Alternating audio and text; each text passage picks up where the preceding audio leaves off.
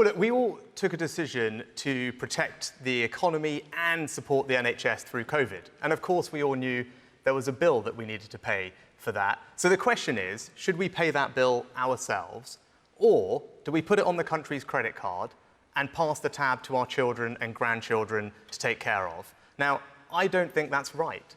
I don't think it's responsible, and it's certainly not conservative, and that's what I wouldn't do as Prime Minister. Under my plans, we would start paying down the debt in 3 years' time.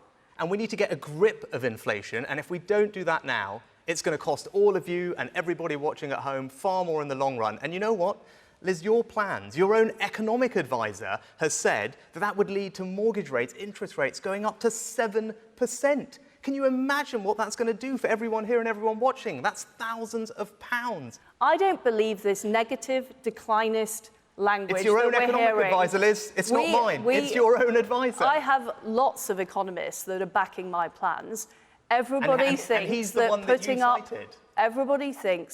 up taxes... When inflation gets out of control, interest rates go up, Rishi that's what Sunak, happens. please let Liz Truss answer. Any economist knows that taxes are completely different from interest rates. Interest rates are set by the Independent Bank of England. We know that inflation is forecast to fall next year.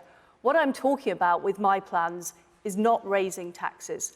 There is no evidence at all that not raising taxes is inflationary. Liz Truss entered the debate as favourite. She had more to lose against Sunak, and there were doubts about her ability to handle the pressure before the debate. During the course of the debate, Truss dispelled all doubts. Sunak raised his voice more often, and against this, Truss seemed calm and composed. She also managed to avoid the blunders she had committed during her ministerial career. Losing to Truss in the polls among Conservative Party members, Sunak failed to strike a decisive blow despite having interrupted Truss on several occasions to declare that her plans to cut taxes are irresponsible and immoral in the current circumstances.